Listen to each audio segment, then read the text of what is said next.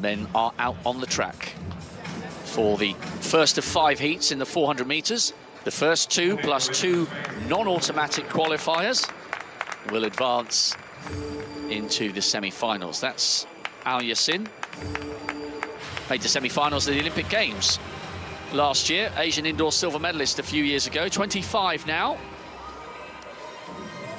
Trevor Bassitt of the USA will go in 5, and watch out as well for Watrin of Belgium, who'll be on the outside. That's Dzerzhinsky.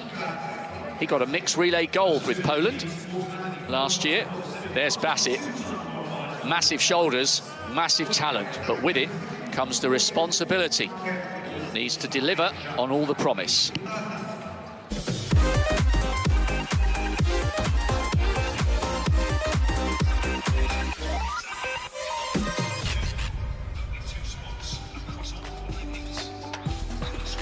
Loving the dance music pumping in the arena, and on these openings, that's Julien Watrin.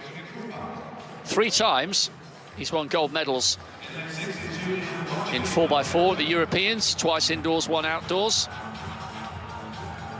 National indoor record holder, that had stood for 19 years. He'll be on the outside. Then Trevor Bassitt, a brilliant 400-metre hurdler, 48.8, national indoor champion, a youngster with immense promise. Isaiah Beurs of the Netherlands, went to school in the United Kingdom, semi-finals of the World Juniors over 100 metres, so he's got good raw speed.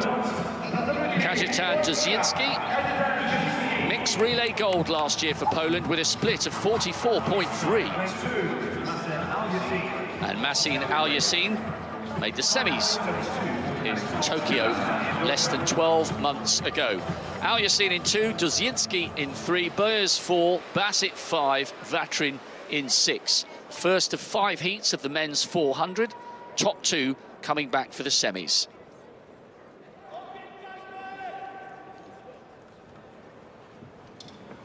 Watch for the shoulder barges at the break of lanes. A unique feature of the 400 indoors. Bassitt, one of the favourites. He's amongst the 10 quickest in the world indoors this year. That's Beurs of the Netherlands. He'll be in 4.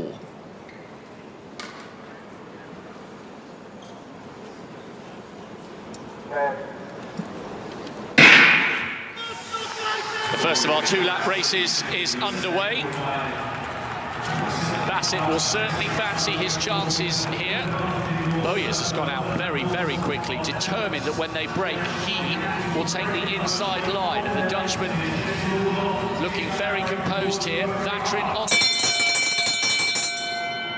Bassitt in 3rd. That's the loudest bell I've ever heard in any stadium. Beurs leading. Watrin now coming wide. The Dutchman's beginning to tie up. Now Bassitt coming up onto Beurs' shoulder. Remember, only the first 2 guaranteed a berth in the semis. Watrin, metronomic with his style. 45.89, the unofficial time. He takes it. Bassitt 2nd. Beurs just got a little bit tired after going out so hard on the first lap. I've never heard a bell ring that loudly in my life. And what a finish by Watrin. Very, very controlled by the Belgian. The American did enough, but that was class by the Belgian. It really was. That really was. I think it will be an indoor personal best there for Watrin, but an indoor national record. There we go. Graphic telling us it was even better than I thought. 45.88. Great running from Julien Watrin. I thought maybe he was kind of ignited into life by that bell. I certainly was. Frightened the life out of us. Anyway, Watrin coming past Beurs. Beurs, in fact, drifted back to 4th. But, I mean, it was a bold tactic because he knew the 2 quicker men were in the lanes outside him. It looked to me, Trevor Bassitt, he had a go down the back straight, but he couldn't quite get on terms with Julien Watrin. And I think he was running tactically in this last 50 metres. He's gone, Watrin's gone. I've got to do a lot of rounds. I've got to do a semi-final tonight and a final tomorrow. I'm just going to put the brakes on ever so slightly and control that 2nd place. So, I think Trevor Bassitt had a very experienced run there, but you wouldn't let another athlete like Watrin get away down the track unless you couldn't really do everything about it, so it was very impressive from the Belgian. And looking at the times, Watrin won that one by half a second, you know, against one of the season's outstanding performers. He looked almost robotic, you know, perfect arms, shoulders back, legs pumping. Very, very good run by the Belgian. And yet another national indoor record. We've only been on air for, what, 2 hours or something, an hour and a half? Hatfuls of national records, area records. Will we get a world indoor record? Oh, I've spooked it now. I've spooked it now. But anyway, Watrin has taken that one. Great run by the Belgian. Julien Watrin safely through his heat and in impressive fashion. Trevor Bassitt made sure of the second spot, but he was over half a second down on the Belgian. We'll see them both in the semis later. So here's my very uneducated, we should ask Jenny Meadows, she'll know much better than me, but if you can't get into the lead at the bell, for me, you have to make a move down the back straight. You've got to try and get past athletes on that straight before you hit that tight last bend.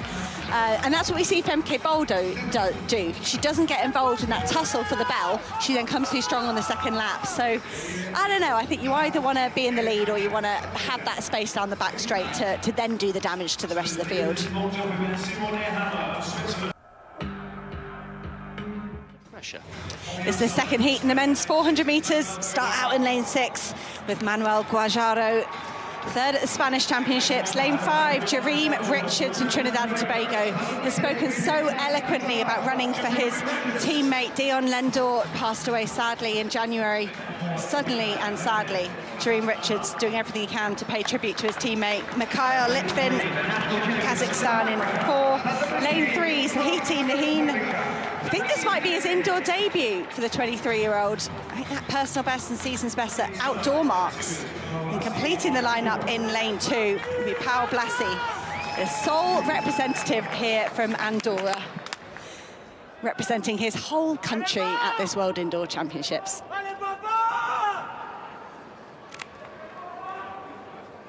So first 2 automatically through to the semi-final tonight at 7:10.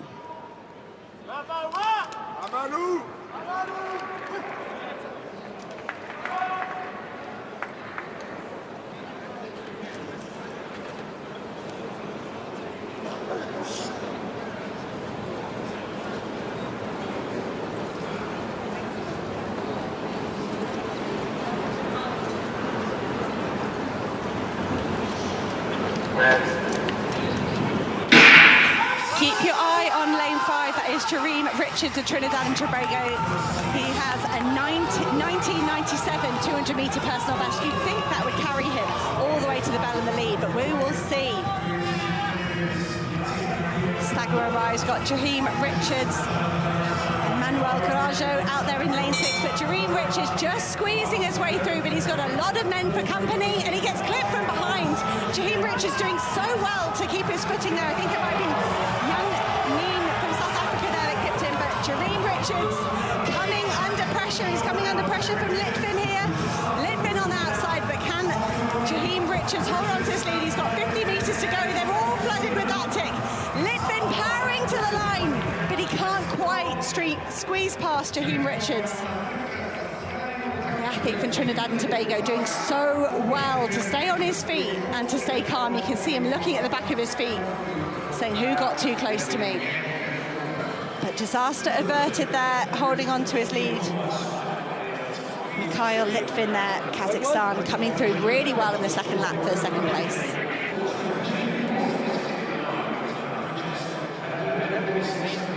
Actually, it was the Spaniard. It did appear as though it was Neen. It was Guerrero, who then ended up running wide into lane 2, up that steep bank round the bend. Richards did really well. They had come together and were quite tightly bunched. He did brilliantly to hold on, and I think he was a little bit angry. There was nothing intentional there. They were just too close together. Got his heel clipped, Spike stayed on, composure maintained, problem averted. It's seriously impressive. You're under pressure in these races. It's such fine margins to hold your composure and your nerve. You can see Jereem Richards here. He is fighting. He has lost his composure ever so slightly, but he hasn't lost that fight. He hasn't lost that momentum, and he's driven himself all the way to the line really well. But Litvin there, the surprise package for me, coming through with the second place.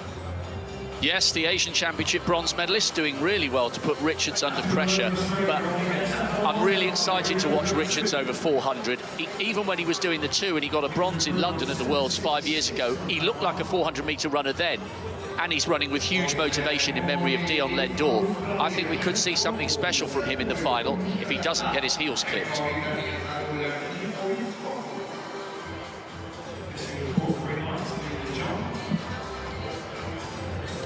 Have a look at that confirmed result there from the first heat. Automatic qualification for Julien Richards and Mikhail Litvin.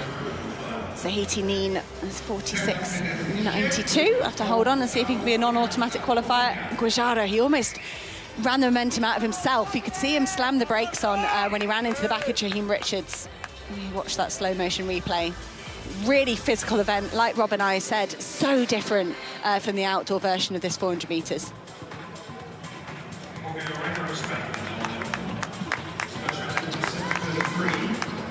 46.69. I think he's capable of a lot faster come the final, but first he has to get there. He is through to the semis.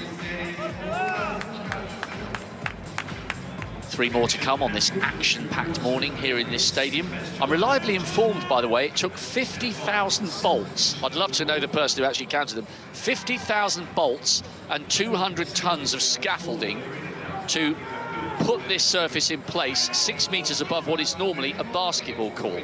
Serbians have an amazing history when it comes to basketball, and they've got a few world-class athletes. That's why we've got a decent crowd in this morning for session 1.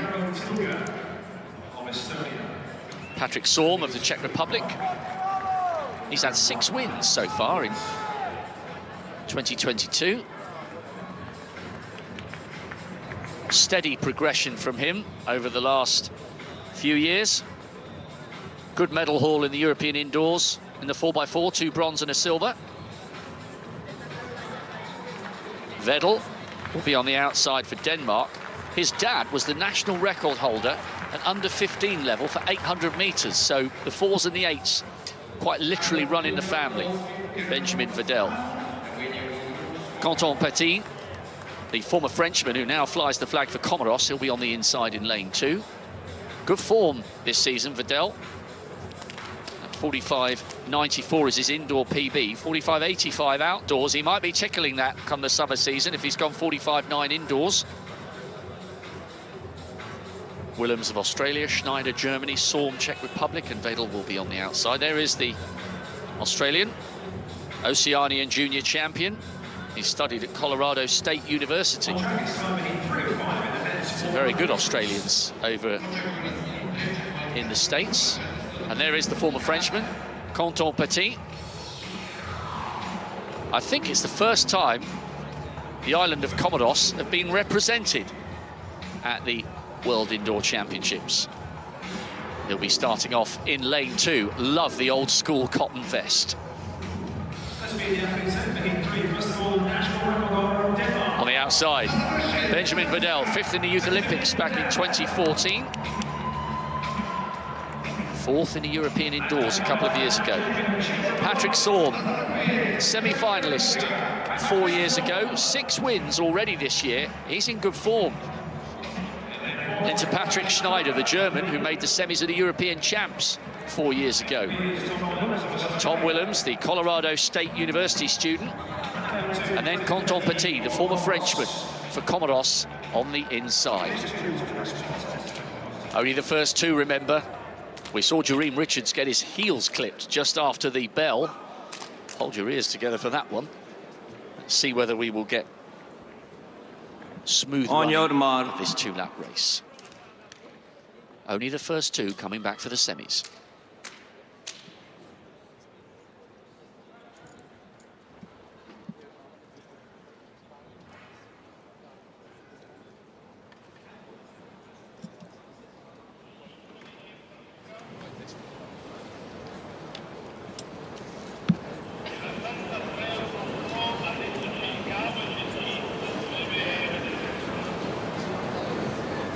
Set.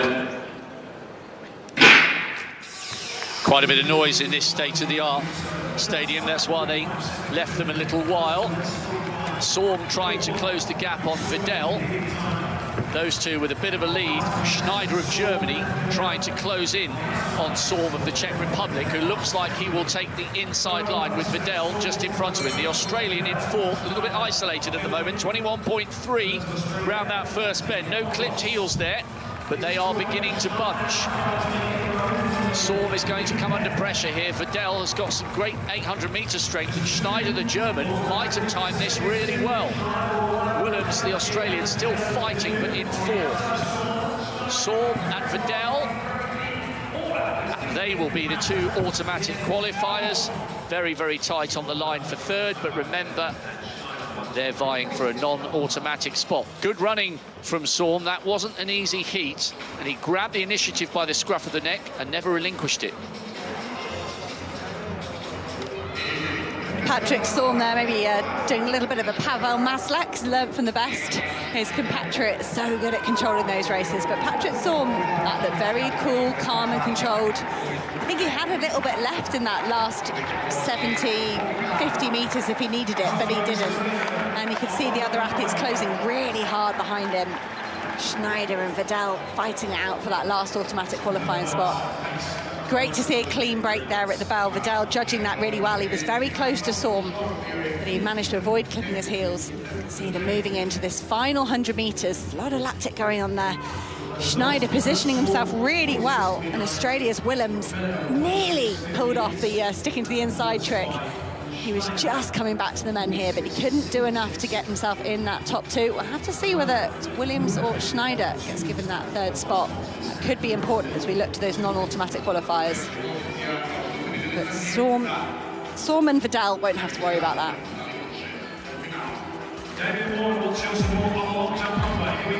Good run from Patrik Šorm from the Czech Republic, edging out Vedel for second. Schneider and Willems will have to wait and see.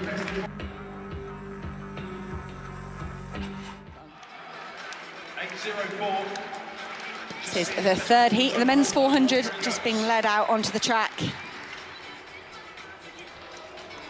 How much are we looking forward to seeing Pavel Maslak?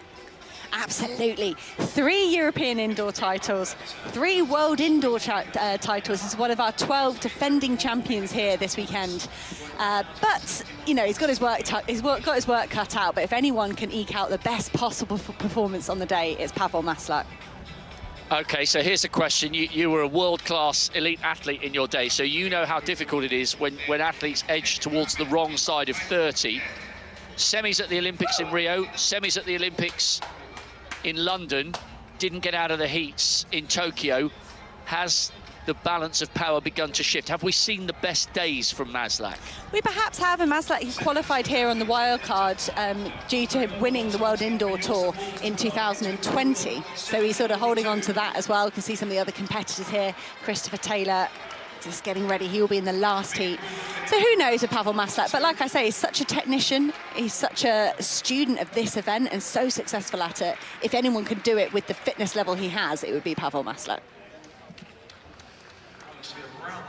Great fifth heat to come, not just Chris Taylor, Bruno Hortelano-Roig, just in the very centre of your picture there, the Spaniard. Amazing story from him. He's 22 months out, by the way, with a really bad car crash. He had to have his entire right hand reconstructed. That's why he competes with that black glove.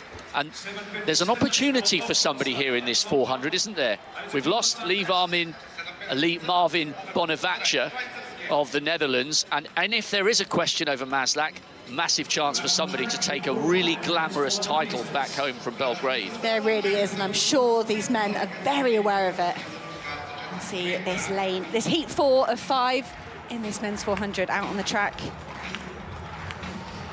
We'll introduce you to them from the outside. We'll start with Lucas Carvalho of Brazil. His outdoor time is much better than his indoor time, so perhaps chip away at that. Marquez Washington, very accomplished for America in the 4x4 relay. Lane 4, Bosco Kiljanovic, local athlete. Hear that roar. He's enjoying that home crowd. He just took 100th of a second off the Serbian national record a couple of weeks ago. And here's the man we've been talking about, Pavel Maslak. I feel that if he can get to the lead at the bell, he will. but he knows how to navigate these tight turns and the busy fields. And completing the lineup in lane 2, Johan Stojowski, the only representative from Northern Macedonia. Maybe he's sharing with Paul Blassie, the only representative from Andorra. Maybe they get a hotel room together. This is the 4th heat in the men's 400 metres.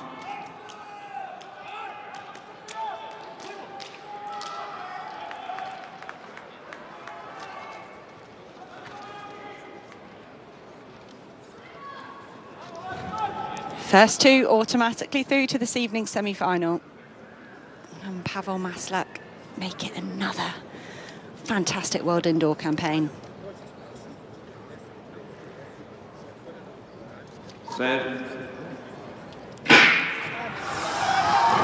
First time they will fight through this first 150 metres to give themselves the best position possible for the second lap. Marquez Washington looks like he's favoured, done the best in this first lap. Marquez Washington looks like he could take the lead, but keep your eye on Pavel Maslak inside of him. It will be Marquez Washington. From the Brazilian, Australian, America from Brazil, Marquez Washington takes the bell. He looks full of running. Can Lucas Carvalho get back on terms with him? Look at the move of the Serbian. You can hear the crowd. Kaljanovic doing everything he can to get into the semi-final. He's moved past Pavel Maslak, but it is Marquez Washington of USA in the lead. Carvalho coming under pressure from the Serbian. And it will be a Serbian into the semi-final. What a run from Bosko Kaljanovic to take second place. But Marquez Washington didn't see any of that. He was too busy winning. Look what it means to the young local athlete, Bosko Kaljanovic. And the subplot here is that Pavel Maslak will not successfully defend his title.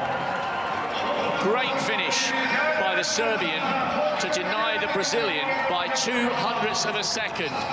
Maslak finished 4th. He will not be one of the 2 non-automatic qualifiers. What a finish by the Serbian. He made his move brilliantly down the back straight, and there's absolutely no doubt, Hannah, a little bit of that qualification was down to the noise from the crowd. He was inspired from this moment onwards. And it was a fantastic move down the back straight. It was aggressive, but he left himself some running in the last 50, and he overhauled Carvalho, and that is no mean feat when you've had to run wide. You can see the Serbian athlete there moving into lane 2, and I hope that crowd noise came across on our feed, because that was the loudest we've heard here today. And it roared Bosko Kaljanovic over the line into that second automatic qualifying spot. Marquez Washington looked smooth, he looked fine, but the drama was happening behind him. I had a funny feeling that perhaps Maslak's day had come and gone. And this year, at least for the World Indoors, that is the case. Big roar from Washington. Big performance as well. Confirmation of that result. Marquez Washington taking the win. Bosko Kaljanovic, 0.02 of a second ahead of Lucas Carvalho. Pavel Maslak, hopefully we'll see him back in the relay. If he's got Patrik Šorm, maybe the Czech Republic can put together a good 4x4 on Sunday.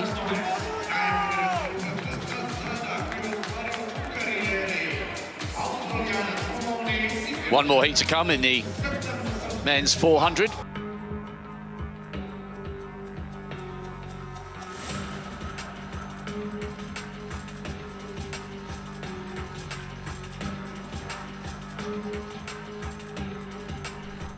And one final heat of the men's 400 metres. Watch out for Chris Taylor in 4. There he is, former world youth champion. Looks relaxed. He ran 44.8 at the age of just 18. 6th in the Olympic final with a PB. Bruno Hortelano-Roig, European champion over 200 metres back in 2016. He's won 4 races already this year. He's in form and he's got experience. Carl Bengtström, European indoor finalist last year. Very good 400-metre hurdler as well. And he's going to need to get out hard here with Bruno Hortelano-Roig just on his inside. Sporting the tash, a little bit of a strut. The Spaniard looks relaxed. Chris Taylor looks focused. Brilliant PB indoors at 44.7. Halvard Ingvarsen broke Warholm's age group junior record, the Norwegian. And Malik Smith of the US Virgin Islands starts on the inside. 51.8 400 hurdler. So Smith in 2, Ingvarsen in 3 for Norway, Taylor, Jamaica 4, probably the favourite. Hortelano-Roig, the Spaniard 5, Bengtström, Sweden in 6.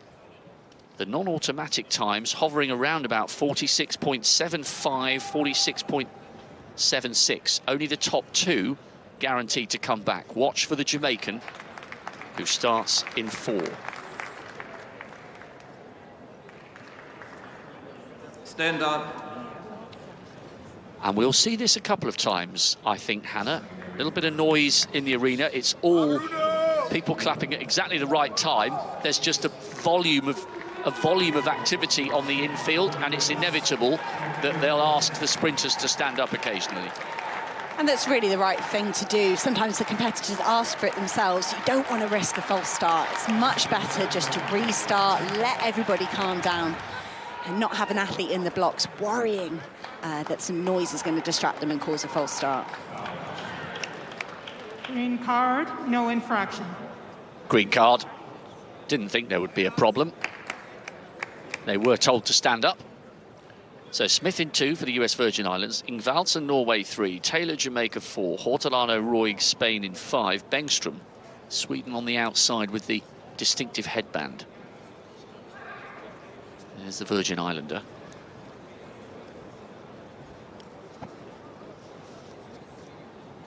The Olympic finalist Taylor. Prodigious junior, now hoping to transfer that talent into the senior ranks.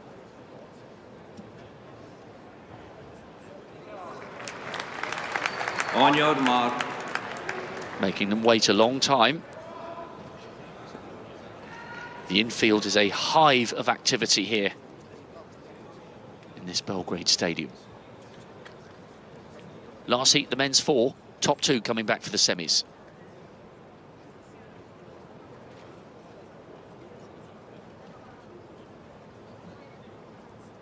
Set.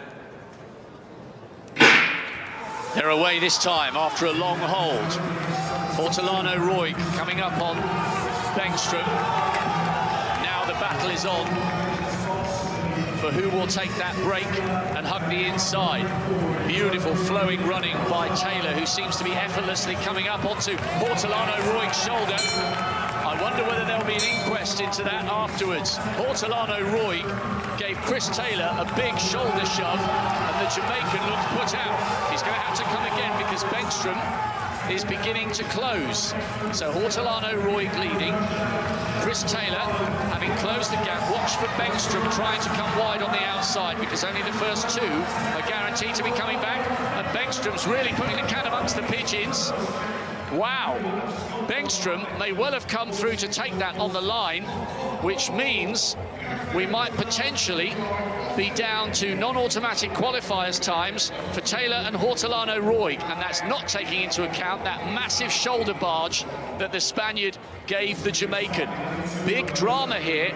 I think the Swede might have taken that on the line.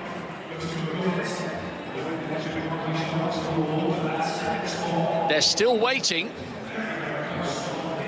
Watch this shoulder charge. I thought Taylor had the right to the inside line.